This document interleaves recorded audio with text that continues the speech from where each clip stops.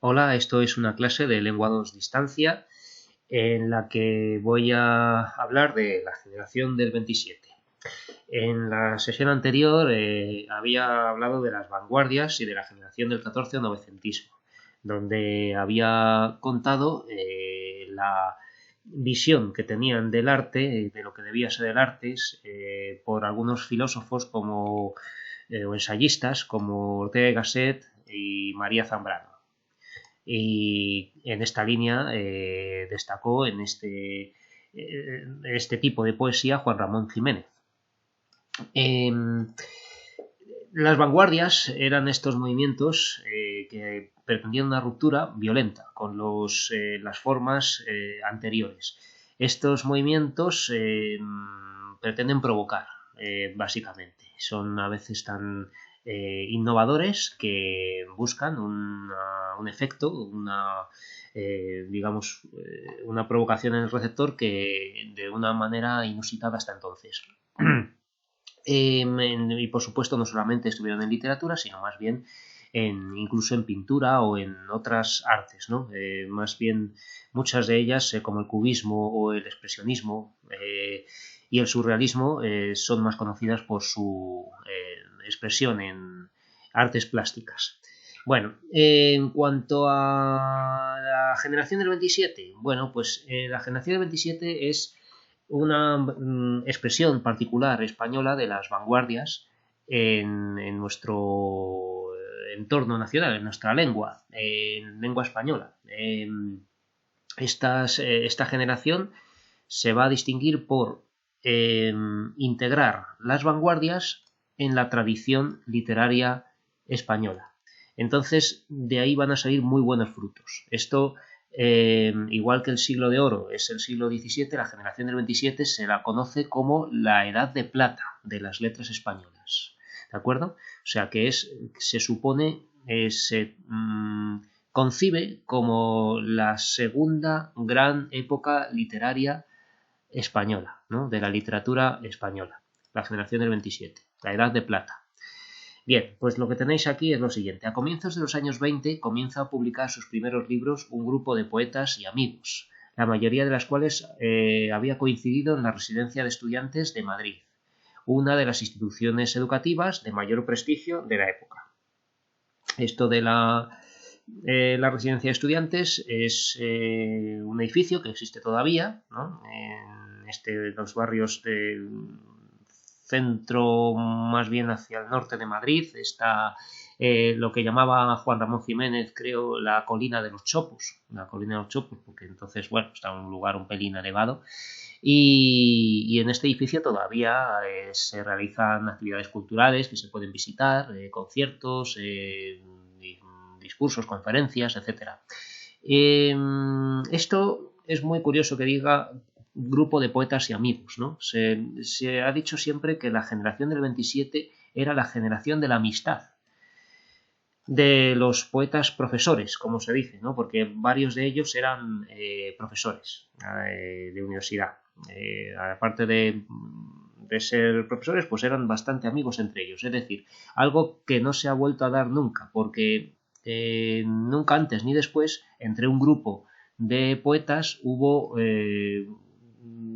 una amistad, ¿no? Siempre ha habido poetas que se han podido reunir dentro del mismo grupo, pero rara vez se llevaban bien entre ellos.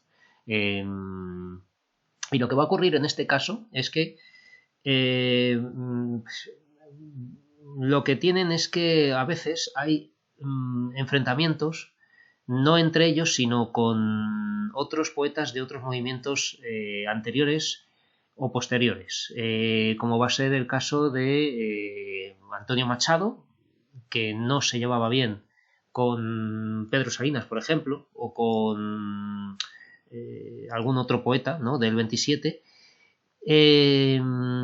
no les gustaba la poesía de uno al otro, respectivamente, ¿no? Y además manifestaban que ese tipo de arte no estaba bien, que no era de buen gusto o lo que fuera, ¿no? Estas innovaciones.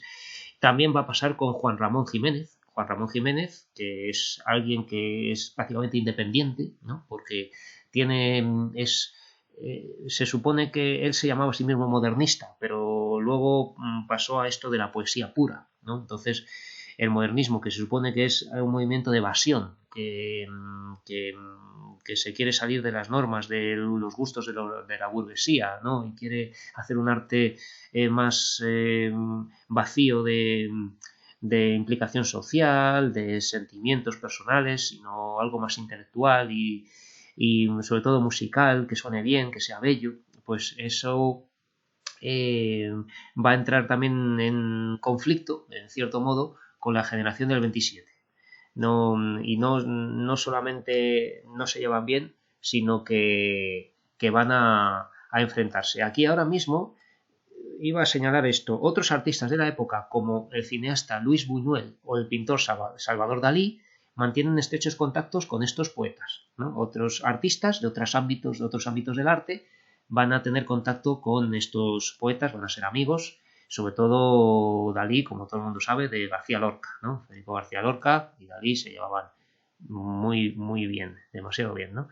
Será un momento clave la celebración en 1927 del tercer centenario de la muerte del poeta Luis de Góngora, un poeta del siglo de oro que había sido desprestigiado por la crítica precisamente por ser en su época ya una especie de vanguardista.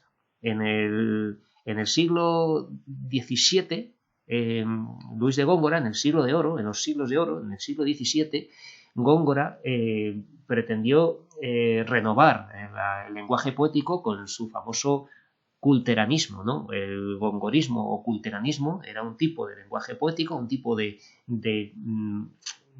expresión de la poesía donde la idea, el contenido estaba reducido al mínimo y se trataba de destacar por la forma, por el lenguaje, un lenguaje que además estaba lleno de requiebros, de cultismos, de complicaciones sintácticas, un lenguaje que casi parecía latín pero en castellano, ¿no? Es muy difícil leer a Góngora. Es un poeta donde sus soledades o su fábula de Polifemo y Galatea, ¿no? O sea, sus poemas son excesivamente complicados de leer por ese juego del lenguaje, ¿no? Ese juego del lenguaje que no es de contenido como hacía Quevedo, sino de forma. Entonces, en palabras de mi viejo profesor Juan Victorio, era un cubista de la época. Góngora realmente estaba haciendo casi un cubismo con las palabras, haciendo una especie de vanguardia, pero en época totalmente pues distinta a la que tenemos ahora o en el siglo XX, era en el siglo XVII, ¿no?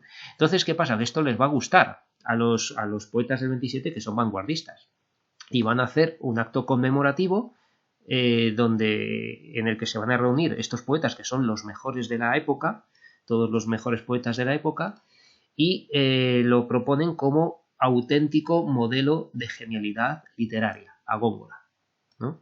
Entonces, de aquí nace la generación del 27. Góngora murió en 1627 y con la celebración de este tercer centenario, en 1927, se establece la generación de este año. Bueno, y de aquí quería señalar la anécdota, por ejemplo, la anécdota de que de estos enfrentamientos que había con otros poetas de otros movimientos literarios, ¿no?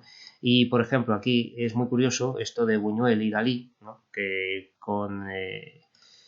tuvieron esta actitud tan provocadora que llegaron a ofender a Juan Ramón Jiménez. Aquí en este tuit, ya de hace años, ¿no? Pero que está bastante bien, de esta página de literatura, nos dice: en el aniversario de Dalí recordamos la carta que Buñuel y Dalí enviaron a Juan Ramón Jiménez tras la publicación de Platero y yo. Eran los comienzos del surrealismo en el que ambos militarían, ¿no? Buñuel y Dalí. La transgresión empezó contra el estilo y el mal carácter de Juan Ramón. Juan Ramón es cierto que era un tipo bastante huraño, bastante elitista, ¿no? Y Y dicen así, Buñuel y Dalí, ¿no? A Juan Ramón Jiménez, Figueras, enero de 1929. Nuestro distinguido amigo, nos creemos en el deber de decirle sí, desinteresadamente, que su obra nos repugna profundamente por inmoral, por histérica, por cadavérica, por arbitraria, ¿no? Estamos hablando de Platero y yo. Están diciendo esto de Platero y yo. Especialmente merde, ¿no? En francés. Para su Platero y yo, para su fácil y malintencionado Platero y yo, el burro menos burro, el burro más odioso con que nos hemos tropezado. Y para usted, por su funesta actuación también, mierda. Sinceramente, Luis Buñuel y Salvador Dalí. Pues bueno, esto es lo que hacían estos prestigiosos artistas, ¿no? Con otro escritor, un futuro premio Nobel, que yo es que tampoco sea un defensor de Juan Ramón Jiménez, pero entiendo que su poesía no es mala y ganó al final un premio Nobel, o sea que muy mala no sería. Y aquí tenemos la respuesta de Juan Ramón Jiménez días después desde Madrid con acidez y alusiones a Lorca y a la homosexualidad, claro, que era lo que más le venía malo para poder defenderse de estos señores. De Juan Ramón Jiménez, en Madrid, febrero de 1929. Mis muy surrealistas y muy conocidos, ¿no? En francés siempre es una manera de hablar de manera pija, ¿no? De manera así como muy, muy culta, ¿no? Muy surrealistas, ¿no? Estoy completamente de acuerdo con ustedes y con el tercero que se oculta con ustedes. Y aquí es seguramente Lorca.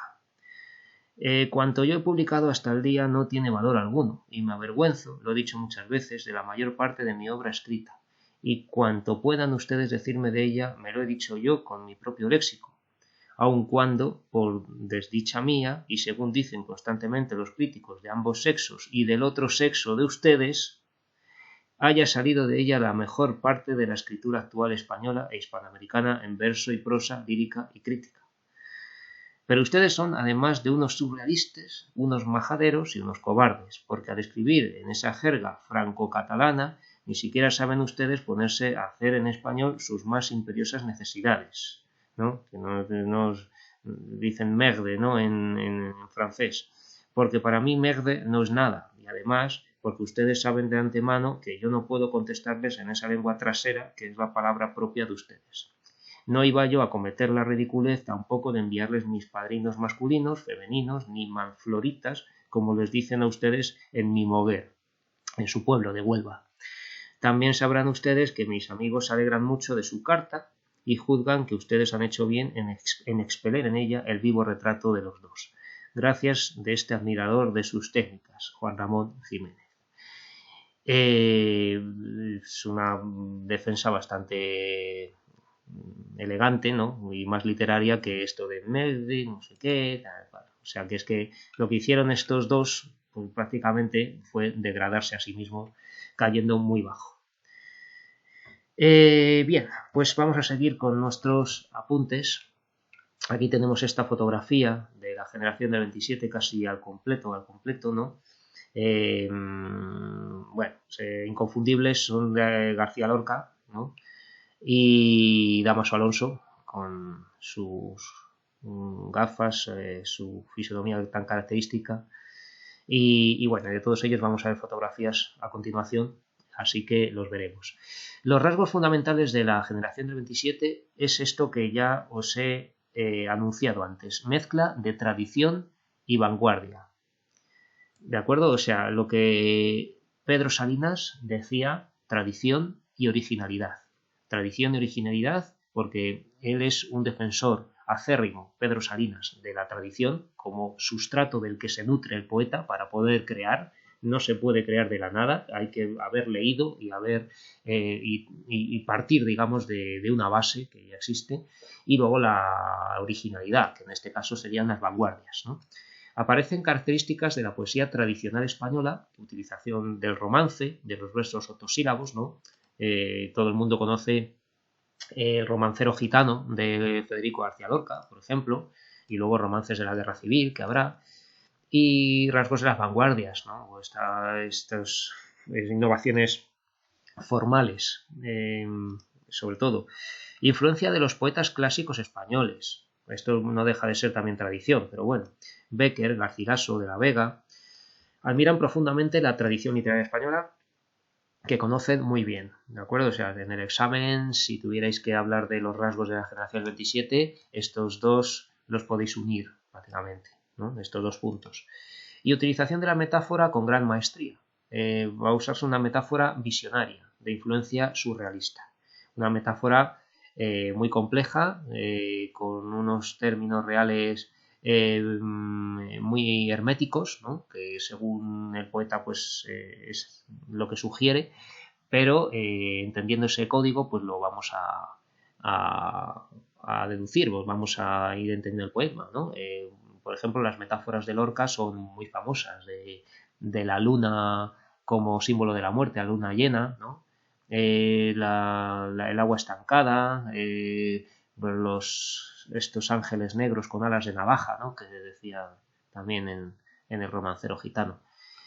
La evolución va a ser la siguiente. Evolucionan, por lo general, desde una poesía pura, vital e idealista, por influencia de Juan Ramón Jiménez. O sea, Juan Ramón Jiménez va a ser el puente que hay entre el modernismo de Rubén Darío hasta la generación del 27, ¿no? Va a ser de aquí de donde van a partir. Desde una poesía pura, vital e idealista, hacia una poesía social y comprometida. Van al final a comprometerse, dado el advenimiento de la República y las tensiones políticas que va a haber hasta la Guerra Civil y durante la Guerra Civil. Durante la Guerra Civil esta vertiente se acentúa, claro. O sea, esta poesía comprometida, poesía social y comprometida. Tras la contienda y muerto Lorca en 1936, el grupo se dispersa. La mayoría marcha al exilio por motivos políticos. Jorge Guillén, Pedro Salinas, Rafael Alberti, Luis Cernuda, Emilio Prados y Manuel Alto Laguirre se exilian. Y en España permanecen Gerardo Diego, Damaso Alonso y Vicente Alessandri. En esto, claro, se dice, bueno, es que eran fascistas y tal. Bueno, pues alguno sí, más o menos abiertamente apoyó el régimen y otros pues simplemente no se enfrentaron a él. Como Damaso Alonso, por ejemplo, fue un hombre prudente y no quiso entrar en conflicto con el régimen político. Entonces, estas fases pues serían las siguientes. Deshumanización, los temas humanos no forman parte de la poesía, quieren hacer una poesía pura, ¿no? Y de vanguardia. Esto es, digamos, el inicio. Rehumanización, ¿no? Aquí parten con estos prefijos: deshumanización, rehumanización. Se presta atención a los temas sociales y políticos que forman parte de sus poemas. Ya se va metiendo poemas, temas sociales y políticos.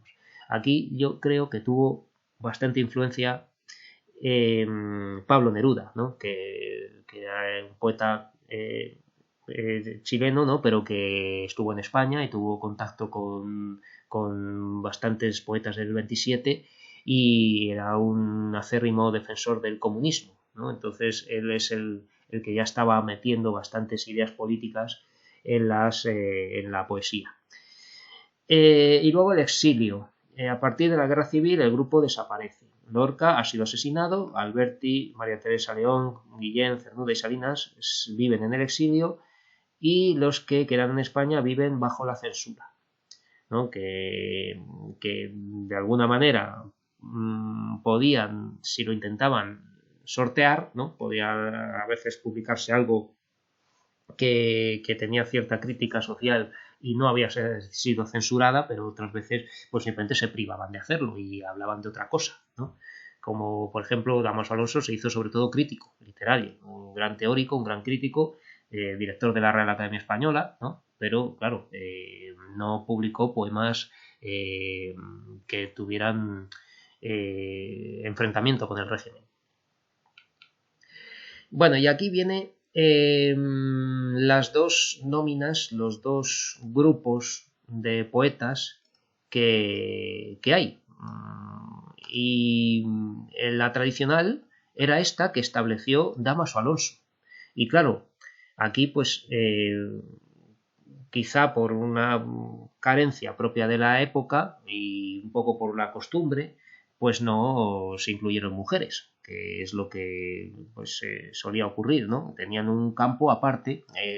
Recordemos también que la residencia de estudiantes era solo de hombres. La residencia de estudiantes era una escuela de élite, ¿no? De estudiantes universitarios que eran todo hombres. Luego hicieron al lado otra que era la residencia de señoritas.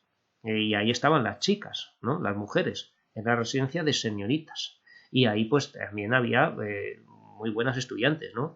De hecho, ahí es donde conoció Juan Ramón Jiménez a su mujer, Zenobia Camprubí, ¿no? En este entorno de estudiantes, que había hombres y mujeres que no tenían las mismas habitaciones o las mismas dependencias, pero estaban separados unos de otros. Entonces, a Dámaso Alonso no se le ocurrió meter mujeres en lo que llamó la generación del 27. Y esta nómina tradicional, que es la de muchos libros hasta hace poco, hay que conocerlo. Lo digo porque luego vamos a incluir unos cuantos nombres más, pero la tradicional es esta: Pedro Salinas, Jorge Guillén, Federico García Lorca, Dámaso Alonso, Gerardo Diego, Luis Cernuda, Rafael Alberti, Vicente Alexandre, Emilio Prados y Manuel Altón Aguirre. Si os queréis olvidar momentáneamente de algunos, podéis evitar los últimos, pero vamos. De aquí, si yo os pregunto, una pregunta de examen podría ser, por ejemplo, cita 5 autores o 5 nombres, 5 poetas de la generación del 27. Y entonces, pues podéis decir los que recordéis, ¿no? Pero, vamos, todo el mundo conoce a Federico García Lorca. Yo creo que Pedro Salinas es bastante conocido también, Rafael Alberti también, ¿no? Entonces, por lo menos que sepáis 5 nombres de aquí. Y la nómina moderna, la nómina actual, es la que incluye mujeres. Directamente han quitado a Prados y Alto Aguirre, ¿no? Porque no los han considerado tan importantes. Y han incluido pues mujeres, ¿no? Rosa Chacel, María Teresa León, Ernestina de Champurcín y Josefina de la Torre. Por lo menos yo he puesto aquí estas 4 ya que no he querido desarrollar demasiado el tema, ¿no? Pero también de mujeres pues podéis aprenderos estas 4.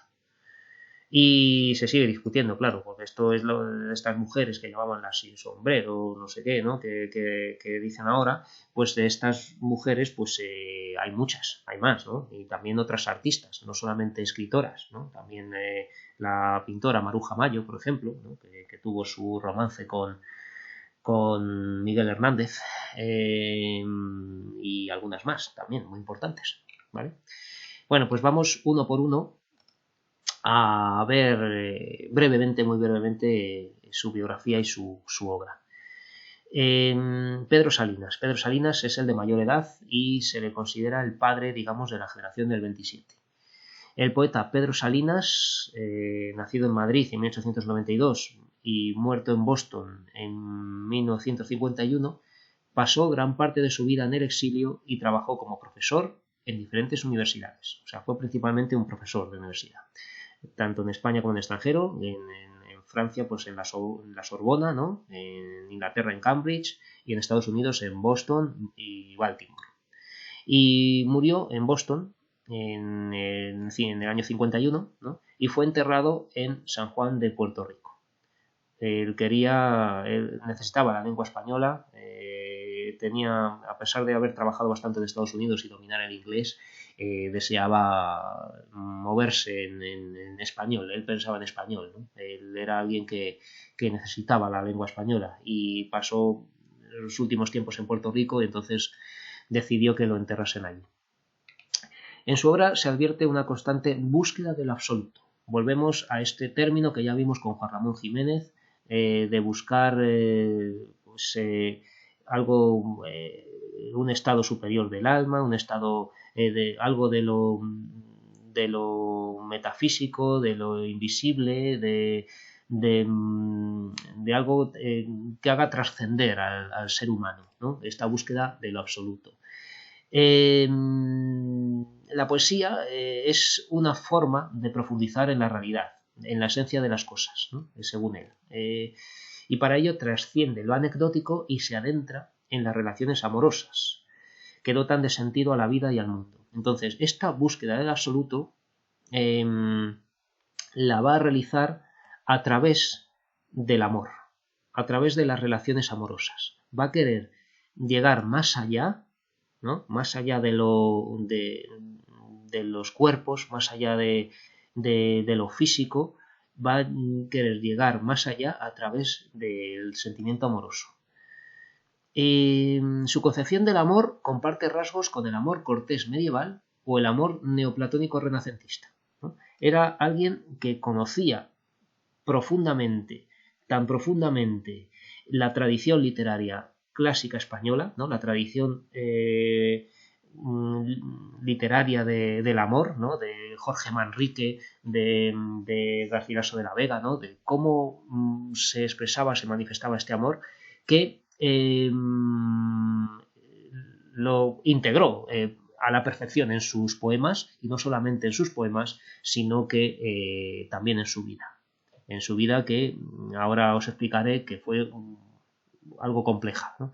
El amor no es causa del sufrimiento, sino que es una alegría gozosa que da plenitud y sentido a la vida. Él va a estar deleitándose, extendiendo, expandiendo, alargando lo que los poetas de amor cortés llamaban el estado de amante. Estar enamorado, aunque fuera sin conseguir un fruto, ¿no? Sin conseguir realizar ese amor, era ya un fin en la vida. El fin es simplemente desear, el estado de amante. Esa manera de estar enamorado es lo que da sentido a la vida para él. Está considerado como uno de los mejores poetas que han cantado al amor, ¿vale? Es el gran poeta del amor de la Edad de Plata, de la generación del 27. Su obra más relevante es La voz a ti de vida, ¿vale? Y como ya lo tenéis en negrita no lo subrayo, pero si tenéis que citar una obra de Pedro Salinas tenéis que decir La voz a ti de vida, que es un verso de Garcilaso de la Vega, por cierto, de 1933, que junto a Razón de amor y Largo lamento forman una trilogía en su etapa de plenitud.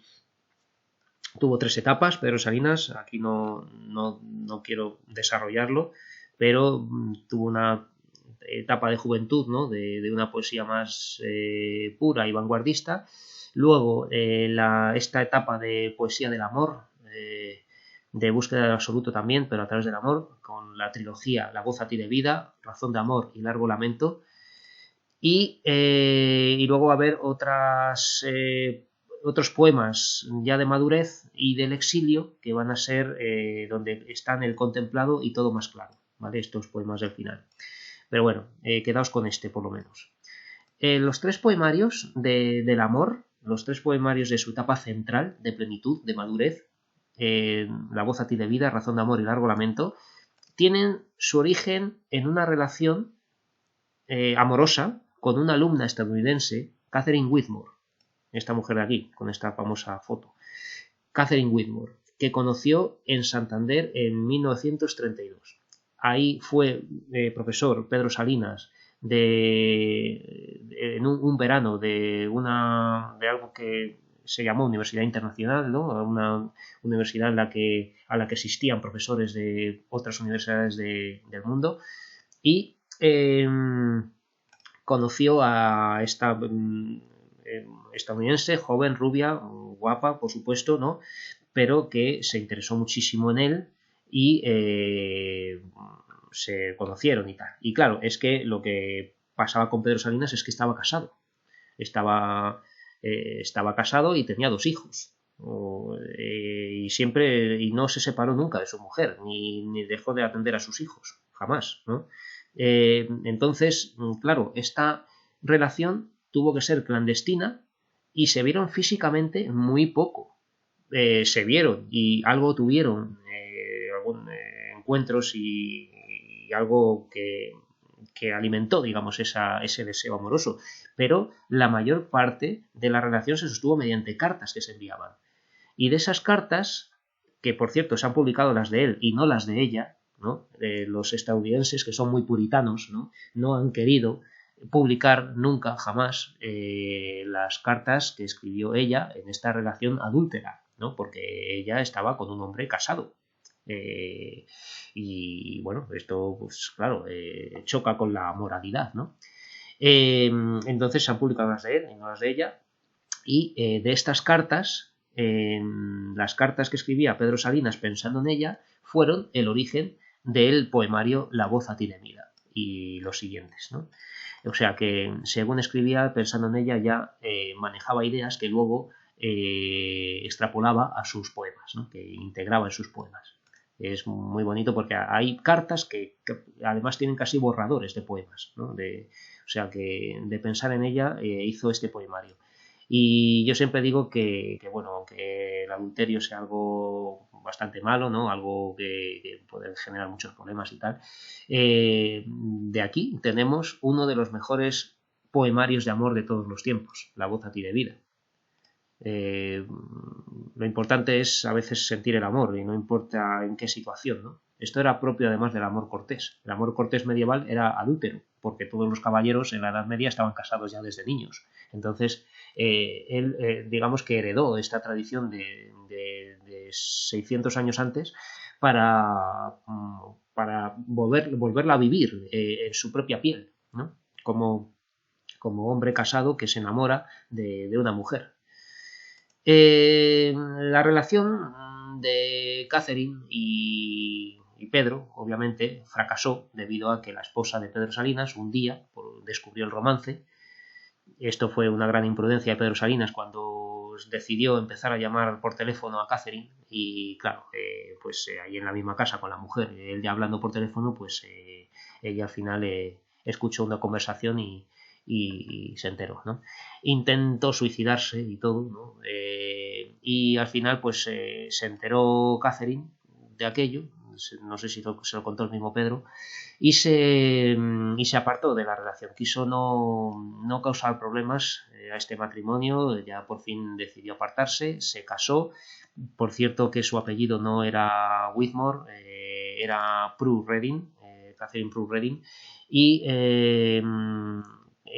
se casó con otro para, digamos, apartar a Pedro Salinas de su vida y se quedó viuda enseguida. La pobre mujer también tuvo mala suerte porque Catherine Whitmore se casó con este señor Whitmore, ¿no? Y este hombre se murió en un accidente de tráfico y se quedó ella viuda. Entonces, pues el caso es que ya vivió cada uno por su lado y aunque luego Pedro Salinas fue a Estados Unidos exiliado, ¿no? A Boston principalmente y Baltimore, pues allí ni siquiera se vieron. O sea, no sé si lo vio una vez y luego Pedro Salinas se fue a Puerto Rico un tiempo y tal. O sea que al final pasó desde estos años, de 1936 en adelante, no vio a Catherine Whitmore. Siempre fue un recuerdo, un motivo para sus poemas, pero no tuvo una relación presencial con ella prácticamente nunca, ¿no? Bueno, pues esto es Pedro Salinas, perdona la extensión, pero es mi favorito y tengo que hablar de él. ¿De acuerdo? Luego leeremos algún poema. Jorge Guillén. Jorge Guillén fue el principal amigo de Pedro Salinas. Fue su amigo íntimo. De hecho, fue confidente de esta relación adúltera que tuvo con Catherine. Siempre pues alguna profesora que tuve en la Academia de Oposiciones decía así, los colegas siempre encubriendo, ¿no? Pues sí, bueno, pues para eso están los colegas. Bueno, en fin, no.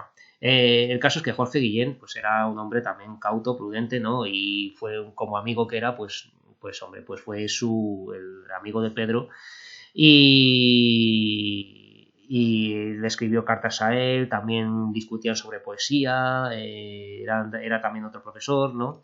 Entonces tuvieron una buena relación de amistad. Nació en Valladolid y fue profesor de lengua y literatura en varias universidades, sobre todo norteamericanas también, donde impartió clases durante el exilio, o sea que siguieron los dos el mismo camino. se fueron a Estados Unidos una vez que estalló la Guerra Civil. De su poesía sobresalen títulos como Cántico. Cántico es quizá el título más famoso de sus poemas, Cántico, que fue, o sea, la publicó en 1928, pero luego en 1950 la publicó ampliada. Y otro libro muy famoso suyo es Clamor, de 57 y luego reeditada en el 63. Jorge Guillén es un claro representante de la poesía pura. Sigue la estela de Juan Ramón y de este tipo de poesía que quiere estar vacía de sentimiento, de personalidad, de implicación social, ¿no? Quiere ser una poesía intelectual, vacía, pura, desnuda, poesía desnuda, que también decía Juan Ramón. Busca la estilización de la realidad. Partiendo de la realidad concreta, se extraen de ella en el poema los sentimientos e ideas más estilizados. Esto de estilización pues es un término bastante peculiar. Su obra, aunque aparentemente sencilla, dada su sintaxis poco afectada, posee un carácter trabajado y condensado. Su poesía parece sencilla, ¿no? pero luego en el fondo es muy compleja. Su lírica evoluciona desde los poemas que festejan la alegría de la vida a otros en los que se reflejan los problemas humanos y sociales. Es muy conocida esta faceta de la alegría de la vida, ¿no?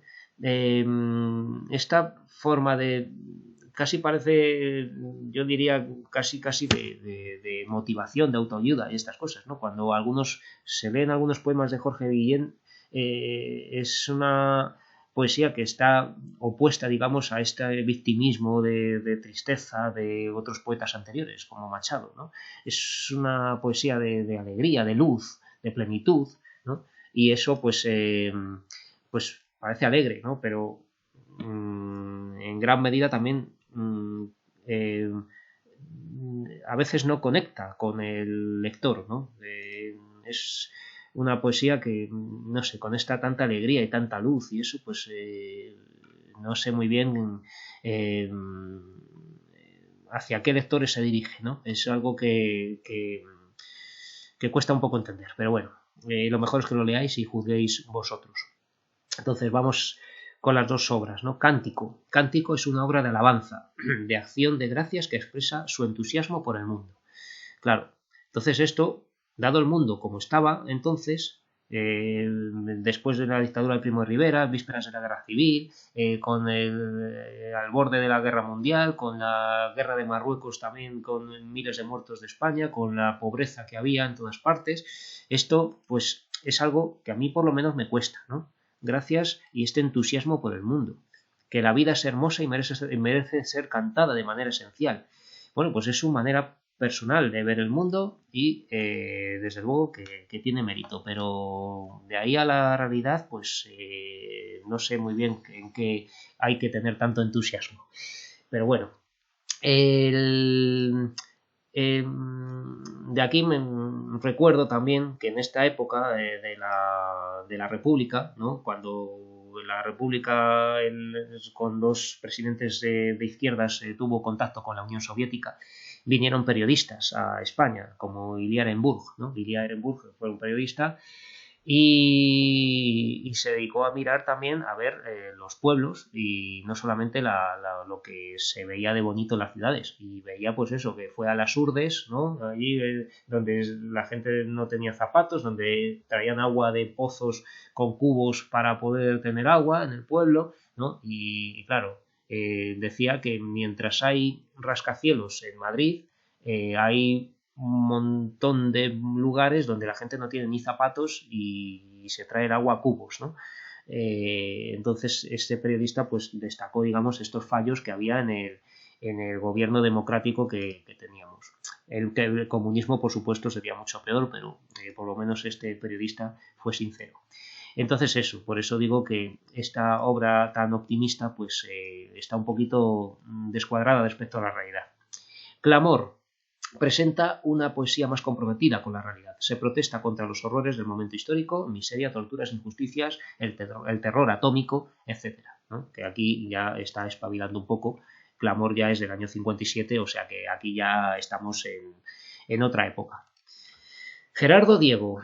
Gerardo Diego es santanderino, es cántabro, nació en Santander, fue catedrático en lengua y literatura en distintos institutos, además de pianista. Era un gran pianista, tocaba el piano.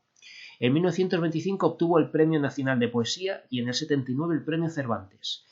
La poesía de Gerardo Diego se caracteriza por una amplia variedad de temas y estilos, desde los más vanguardistas a otros puramente clásicos.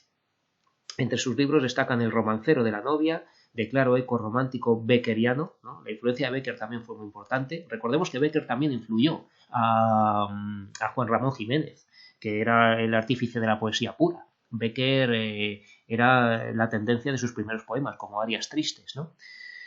Manual de espumas, también es muy famoso, de Gerardo Diego.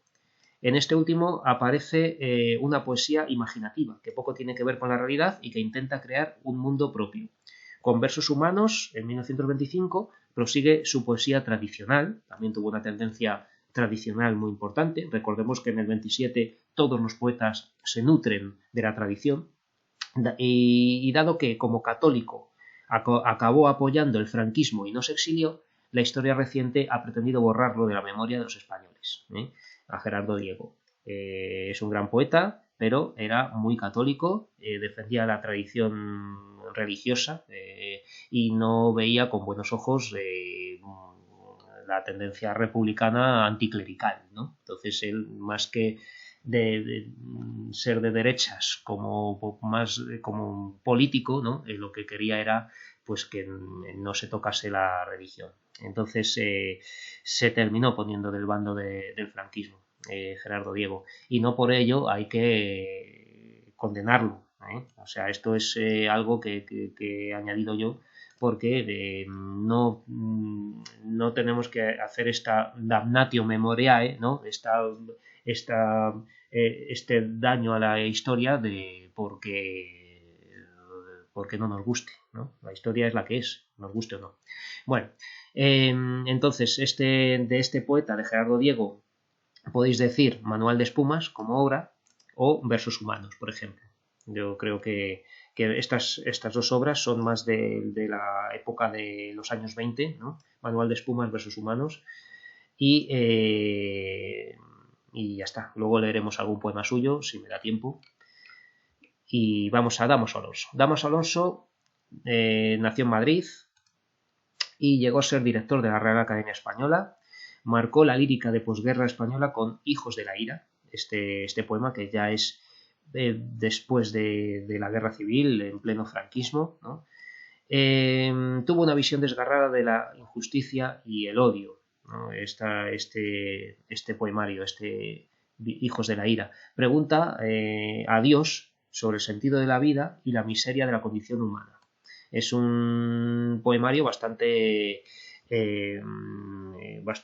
angustiado, bastante trágico, todo lo contrario de Jorge Guillén, ¿no? Damos Alonso es más triste.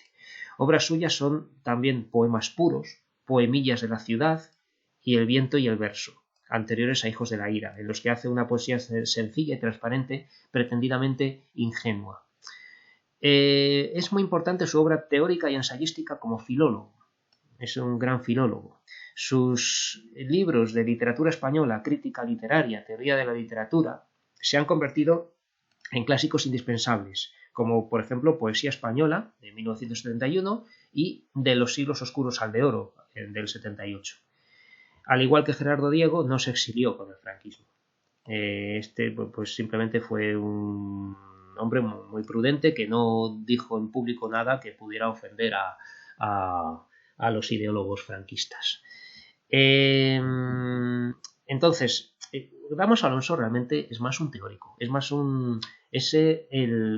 digamos, el discípulo de Menéndez Pidal, de Ramón Menéndez Pidal, que es el padre de la filología española. Entonces, luego vendría Damos Alonso y luego vendría Rafael Lapesa, ¿no? Estos tres grandes que ha habido en el siglo XX, de directores de la Real Academia y teóricos que escribieron obras académicas de un valor altísimo, ¿no?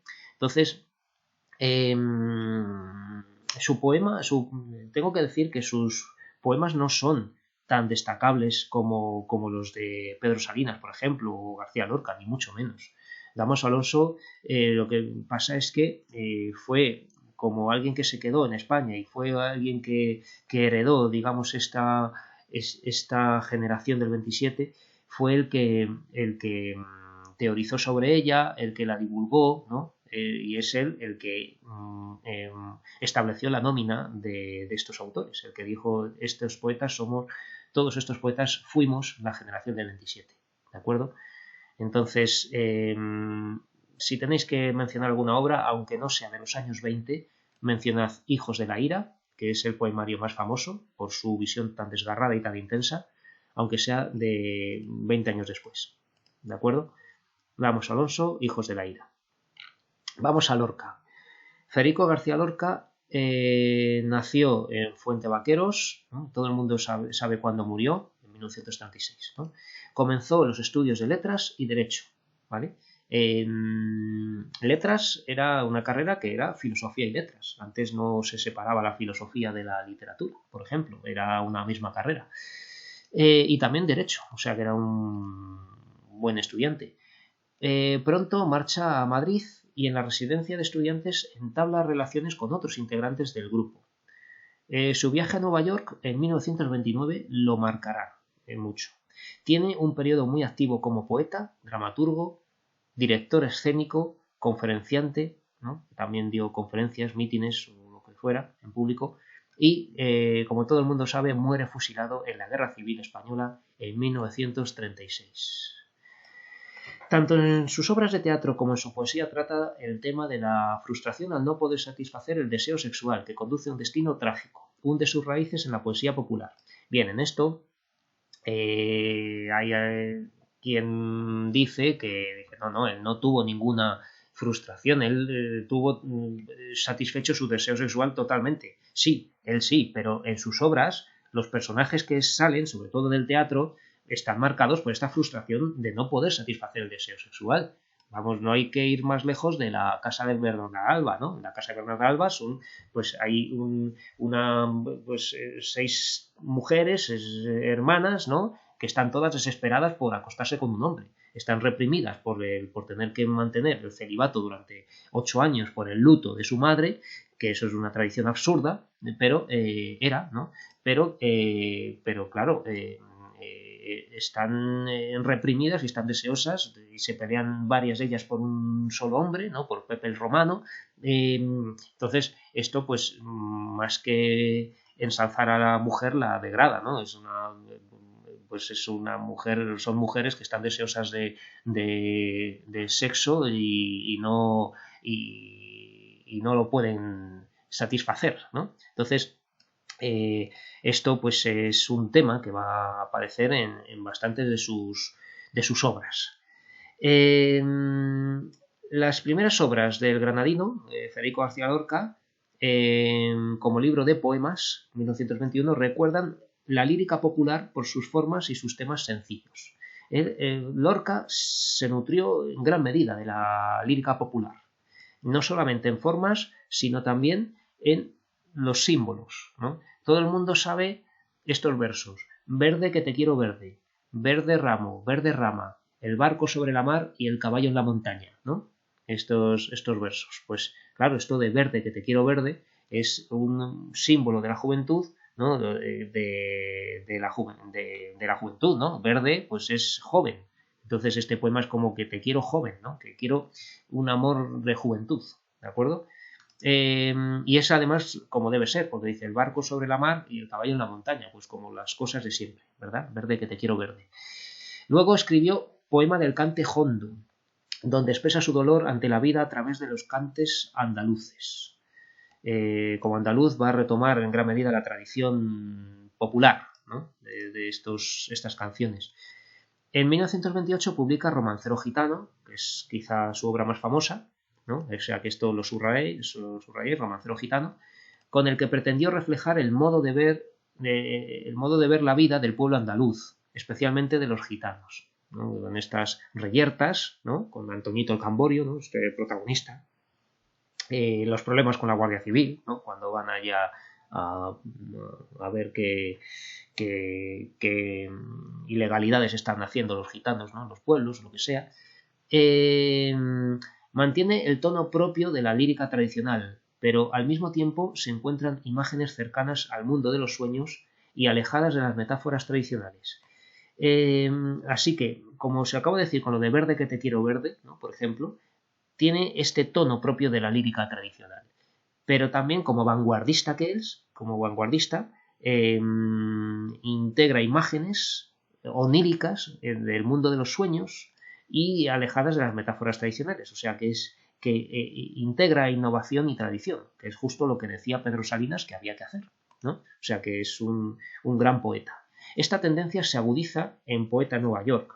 Poeta en Nueva York es un libro plenamente surrealista, escrito en versos libres, ¿no? Que no, mientras que sabía perfectamente hacer sonetos, hacer romances, ¿no? Porque manejaba muy bien la métrica, también aquí en este libro, Poeta en Nueva York, utiliza el verso libre, el versículo, ¿no? Que también se llama, en el que lo social adquiere gran relieve. El poeta sintoniza con todos los hombres que sufren. ¿De acuerdo? En este libro de Poeta en Nueva York, pues también va a señalar esta oposición entre los grandes rascacielos y luego mendigos en la calle, el humo negro de coches y de porquería, ¿no? La contaminación, la porquería, y luego también este contraste, ¿no? Entre la riqueza económica y la pobreza de la gente. En 1935 escribe Llanto por Ignacio Sánchez Mejías. Esta obra también es famosa. Fusión magistral de lo popular y lo culto. Es una elegía ya sabéis que es un poema fúnebre, un poema de pena por alguien que ha muerto, una elegía a la muerte de un amigo torero, este Ignacio Sánchez Mejías. Otras obras de esta última etapa son El diván del Tamarit y los sonetos del amor oscuro. ¿Vale? Estos sonetos del amor oscuro que hablan del amor y del dolor con una expresión honda y dolorida. Algunos de ellos dejan ver su homosexualidad, ¿de acuerdo? Esto muchos jóvenes, muchos alumnos míos, pues se interesan mucho por estos sonetos del amor oscuro porque creen que van a ver mucha homosexualidad, ¿no? Y quieren ver, cotillear ahí cómo expresa la homosexualidad Lorca, pero no hay tanta, ¿eh? O sea, hay alguno que sí que hace alguna alusión bastante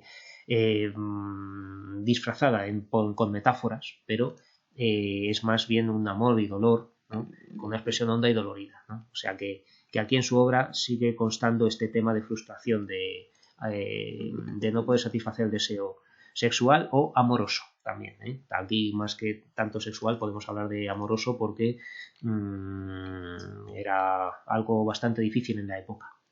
Además de gran poeta, Lorca es un excelente dramaturgo, autor de obras de teatro. Sobresale en su producción las obras en las que retrata con lenguaje poético el mundo de la mujer, protagonista, ¿no? La mujer va a ser protagonista, siempre teñido de tragedia.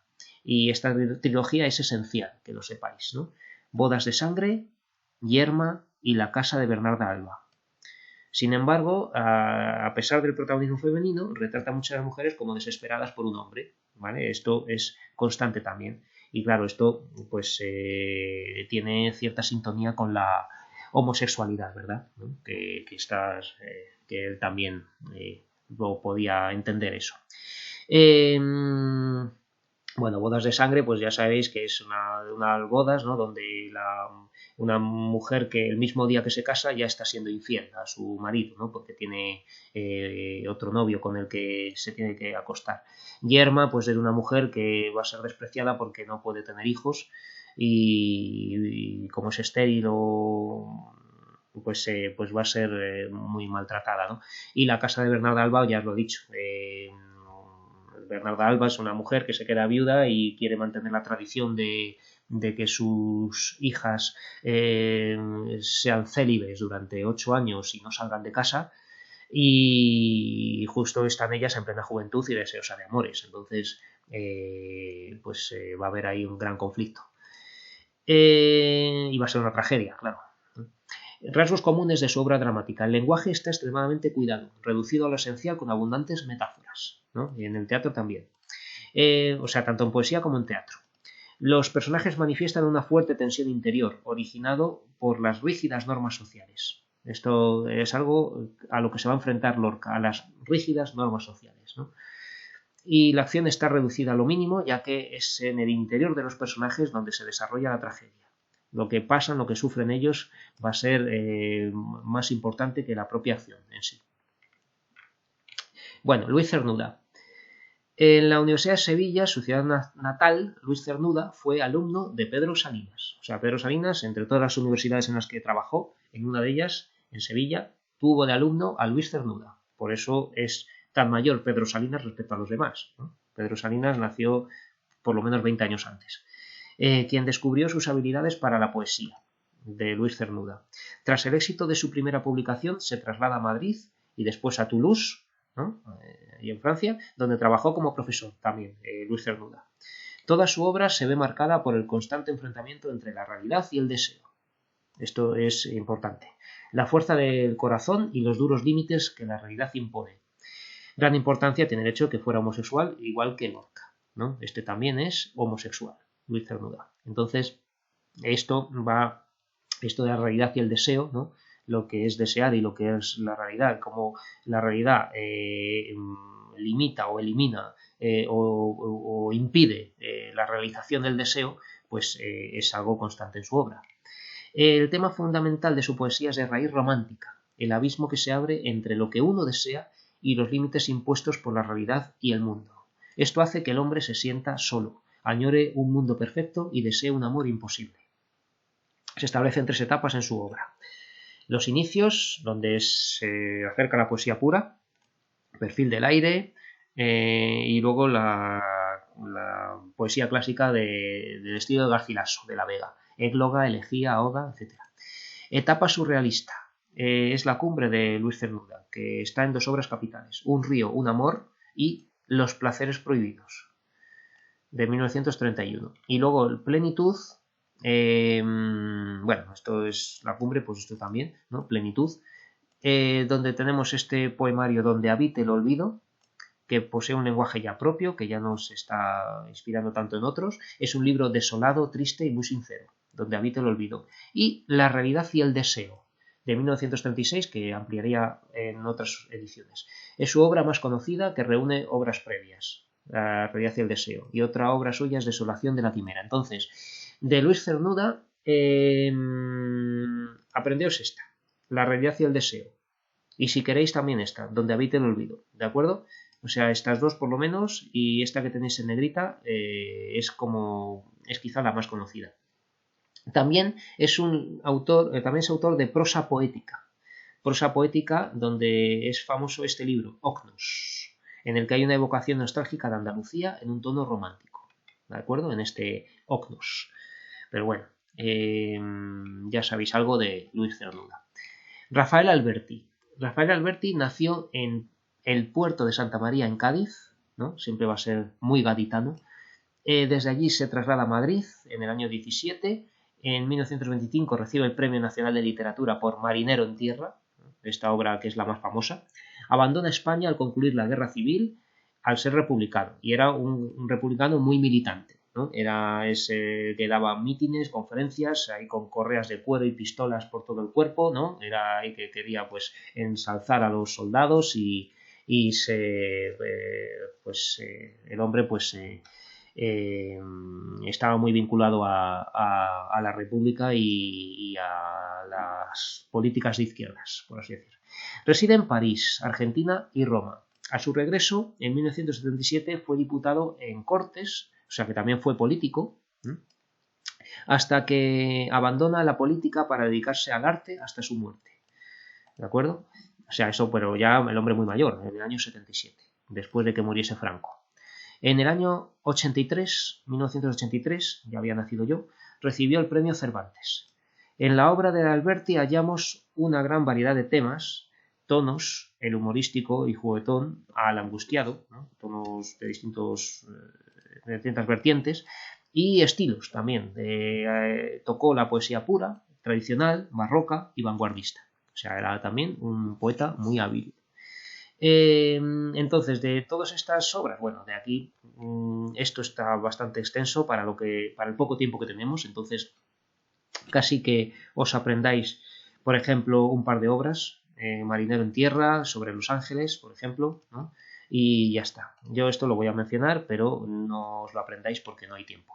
Lírica neopopular, ¿no? Lírica neopopular va a ser de raíces andaluzas, como Marinero en tierra, donde se observa la nostalgia del mar y de su tierra natal. En el alba del Alelí sigue cultivando los ritmos populares y graciosos. O sea, esto es algo que le gustaba, ¿no? Barroquismo y vanguardismo.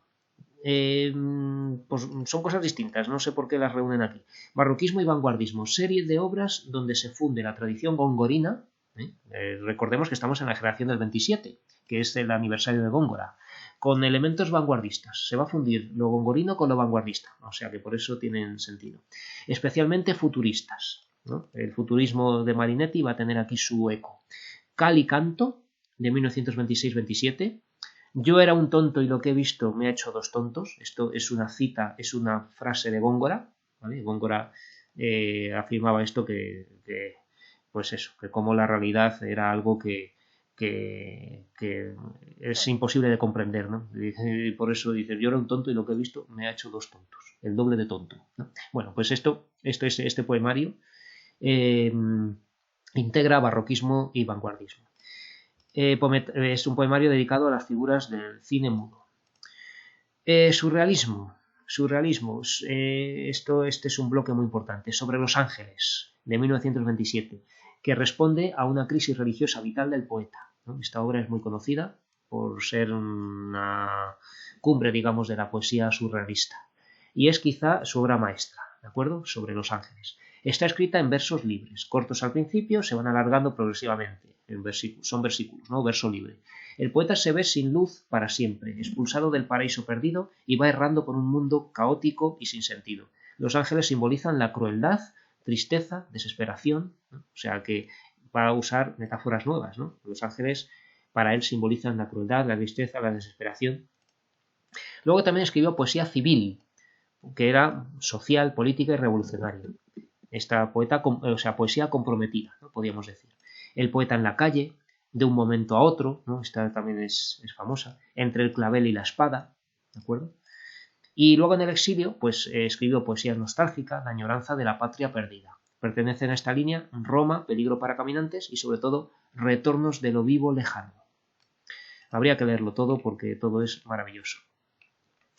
Vamos rápido que ya queda poco tiempo. Vicente Alexandre. Vicente Alexandre es sevillano, nace en Sevilla y muere en Madrid. Es el poeta surrealista por excelencia, con su obra maestra La destrucción o el amor. Entonces esto lo subrayáis. La destrucción o el amor es una obra famosa de Vicente Alexandre, con la que ganó el Premio Nacional de Literatura. Otras obras conocidas son Espadas como labios, ¿no? Fijaos qué inversión de términos, en vez de decir labios como espadas como labios, y Sombra del paraíso, ya más posterior, ¿no? Del año 44. ¿De acuerdo? O sea, La destrucción del amor, que es la más conocida, Espadas como labios y Sombra del paraíso. Abandonó estos temas surrealistas por una poesía de denuncia social. Sus últimos años están dominados por un tono amargo. No se exilió y formó parte de la Real Academia Española, ¿no? Fijaos que, a pesar de escribir poesía social, no se exilió. O sea que hay poetas que fueron capaces de no irse y afrontar el peligro. Emilio Prados, malagueño, Emilio Prados, nació en Málaga, fue el fundador junto con Manuel Alto Laguirre de la revista literaria Litoral, que fue una revista literaria importantísima.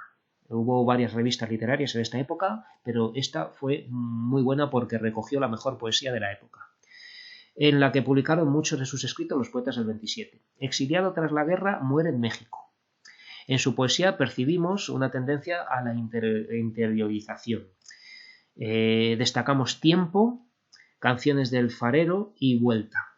Se observa en su obra una síntesis entre la tradición arábigo-andaluza y la lírica vanguardista. Como siempre, van a integrar tradición y originalidad, especialmente el surrealismo. La línea pesimista y crítica se acrecienta en libros como Andando, andando por el mundo, Destino fiel, Jardín cerrado y Memoria del olvido.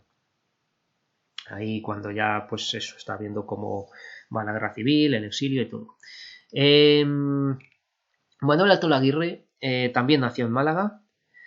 Estudió Derecho, pero se dedicó siempre a la faceta de editor. Era alguien que se dedicaba a publicar libros. En 1933 obtuvo el Premio Nacional de Literatura por su libro La lenta libertad. También recibió un Premio Nacional de Literatura. Durante su exilio residió en Cuba y en México, donde además de continuar su labor de editor, realiza otras actividades dentro del mundo del cine como guionista, productor y director. También fue cineasta. Regresa a España en 1959 y muere ese mismo año. Manuel Altolaguirre entiende la poesía como una forma para conocerse y conocer el mundo. Altolaguirre ha sido calificado como poeta romántico, dicen, pero bueno. Destaca su obra Las Islas Invitadas y la que hemos dicho de La lenta libertad. ¿De acuerdo? Rosa Chacel. Rosa Chacel nació en Valladolid, muere en Madrid. Se trasladó a Madrid, donde participó en la revista vanguardista Ultra. ¿Os acordáis del ultraísmo, ¿no? Este movimiento que integra todas las vanguardias? Y dio conferencias en el Ateneo también. Conoció a Unamuno, Valle Inclán, Ortega y Gasset, Gómez de la Serna y Juan Ramón Jiménez. Rosa Chacel. O sea, era una máquina, ¿no? Con lo que se codeó con todos los mejores. Se casó con un pintor, también, con un artista. En 1930 escribe su primera novela, Estación, ida y vuelta, ¿no? Se llama así, Estación, punto, ida y vuelta. ¿De acuerdo? Y a petición de Ortega y Gasset, escribió otra novela sobre la famosa amante de Espronceda, Teresa, ¿vale? Tenía, recordad el canto a Teresa, ¿no? Esta parte más lírica del Estudiante de Salamanca o del Diablo Mundo, ¿no? De Teresa, ¿no? Entonces, Espronceda, este poeta romántico, va a ser retomado en esta época y va a escribir, a petición de Ortega y Gasset, una novela sobre esta mujer, Teresa, que se publicó en el exilio en el año 41. Tras la guerra civil se exilió con su marido y su hijo a Brasil y luego a Buenos Aires. Cultivó también el ensayo y la poesía. En 1976 publicó la novela Barrio de Maravillas, por la que recibió el Premio de la Crítica. Entonces, como veis, es más novelista, Rosa Chacel, ¿no? Más que poeta, pero bueno. María Teresa León nace en Logroño, muere en Majadahonda. Fue la esposa de Rafael Alberti, que fue una mujer muy comprometida con la República y con los asuntos sociales, ¿no? Igual que él, que Rafael Alberti, y con los partidos de izquierda. Escribió teatro, novela, cuentos y ensayos, pero destacó por su actividad política y por su implicación en asuntos de cultura. Por ejemplo, la incautación de obras de arte para su protección, ¿no? Como pues esta búsqueda y recopilación de obras de arte que tenían particulares o que había que proteger. También se encargó de los traslados de los cuadros del Museo del Prado durante la Guerra Civil, los bombardeos, ¿no? Eso requirió bastante organización y bastante empeño. Y la dirección y organización de representaciones teatrales. No he hablado de las más famosas misiones pedagógicas, ¿no? que fueron conocidas por García Lorca, que fueron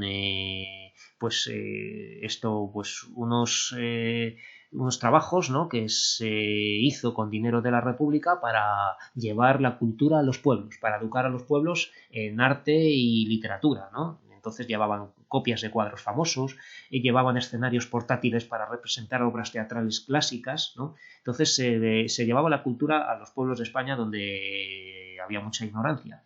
Y ahí ese famoso discurso de Lorca de medio pan y un libro, ¿no? Que en vez de tanto pedir pan, pues que cómo habría que desear también que nos dieran libros y nos dieran cultura, ¿no? Pues eso es un poco lo que también hizo María Teresa León, ¿no? Estas representaciones teatrales también que se iban representando por toda España, pues también las iba gestionando ella. Bueno, de aquí ya no me quedaba espacio, entonces Ernestina Champurcín, simplemente decir que escribió En silencio, que era un poemario de poesía pura, ¿no? En silencio, y Josefina de la Torre, que es muy famosa en Canarias, es una vanguardista, nacida en Canarias, cuya obra más conocida o una de ellas es Poemas en la isla, ¿de acuerdo? Y con esto pues ya en otro momento ya leeré estos poemas porque me ha quedado el vídeo muy largo y simplemente que de cara al examen que sepáis por lo menos citar unos cuantos autores y que os aprendáis alguna obra de ellos porque puede caer alguna pregunta de esto. Muchas gracias por vuestra atención y nos vemos en el siguiente vídeo.